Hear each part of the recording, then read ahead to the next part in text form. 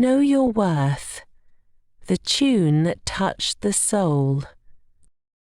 In a quiet village surrounded by misty hills and shimmering lakes, there lived a young girl named Eilidh.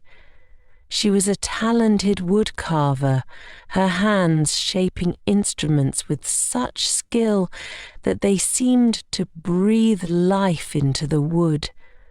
But despite her gifts, Eilidh often doubted her worth, feeling overshadowed by her family's accomplishments.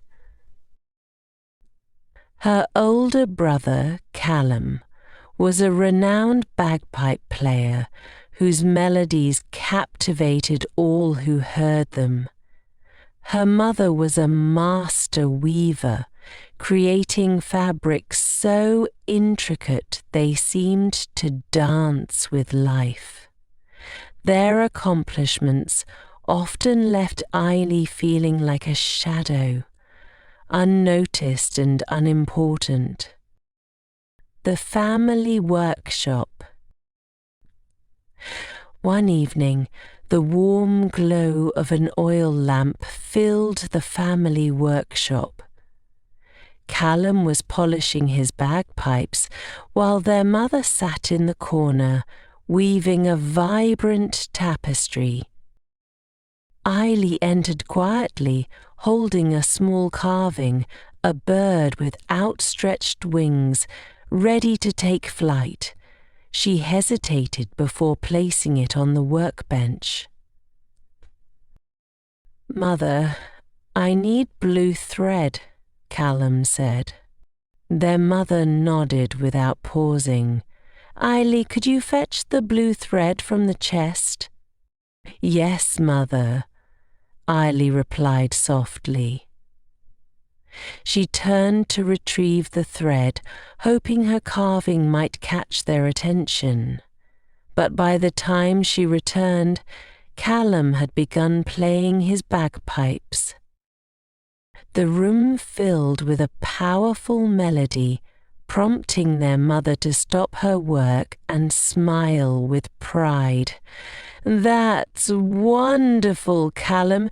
Your music will make the village proud at the festival." Eilidh handed the thread to her mother, glancing at the carved bird left unnoticed on the table. Gathering her courage, she murmured, "I made something too."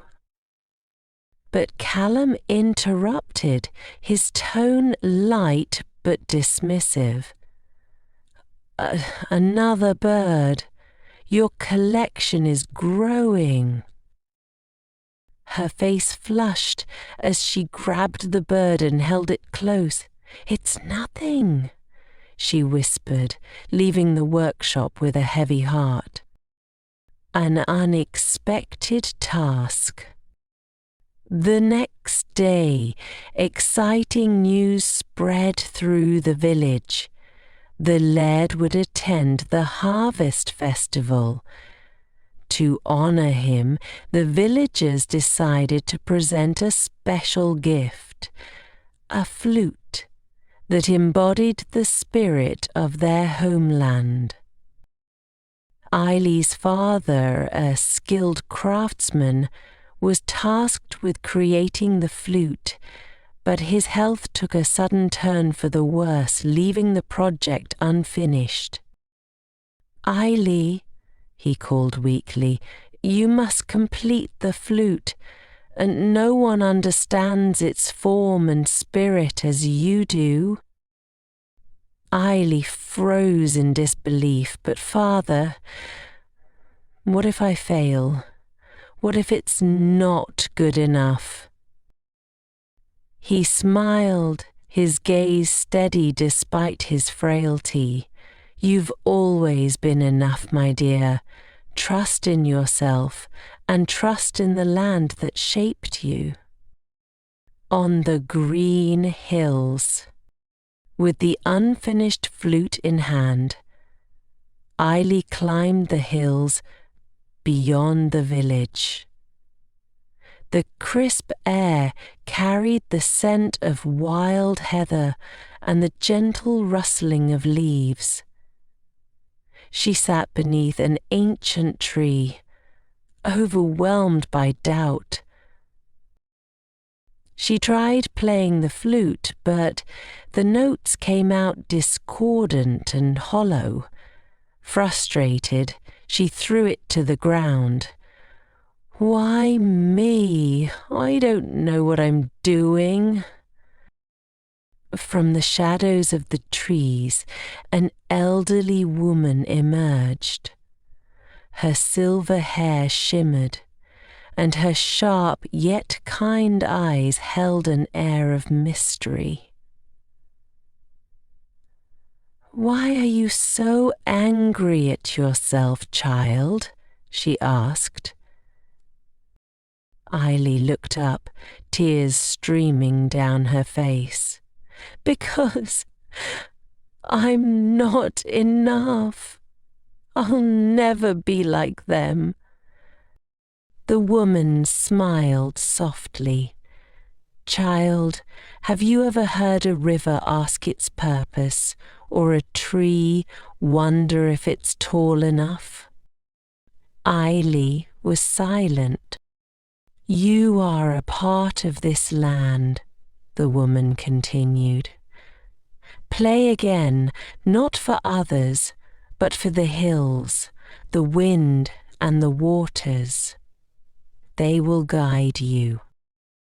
The melody of the soul." With a deep breath, Eilidh picked up the flute. She closed her eyes, thinking of the hills that sheltered her, the wind that whispered in her ears, and the water that flowed through the village. She began to play, and slowly a melody emerged, pure, raw, and deeply moving. When she opened her eyes, the old woman was gone, but her heart felt lighter. The harvest festival. The day of the festival arrived, and the village square buzzed with excitement. The lad sat in a place of honor, surrounded by the village elders. Eilidh stepped forward with the flute in hand, her legs trembling slightly. She presented it to the lad, who inspected it carefully. "A fine instrument," he remarked. "But does it sing?" Her family watched from the crowd, their faces a mixture of pride and worry. Callum gave her a subtle nod of encouragement. Eilidh raised the flute, took a steadying breath, and began to play. The melody filled the air, capturing the essence of the land, the strength of the hills, the whispers of the heather, and the eternal spirit of the glen. When the final note faded, a hush fell over the square before erupting into thunderous applause. The laird rose to his feet, his eyes glistening. "This is not just music," he declared. "This is the voice of our home, a gift I will cherish forever." As the celebration continued, Callum and their mother approached her. Callum grinned. "I didn't know a flute could sound like that. You were amazing." Her mother embraced her tightly. "We've always been proud of you, Eilidh. Perhaps we don't say it enough, but you are truly special." For the first time, Eilidh felt seen. Not as a shadow, but as a light that carried hope and pride. The moral of the story: Sometimes all we need is to believe in ourselves and listen to the call of the place we call home. True worth is not in comparison, but in embracing the gifts that make us unique.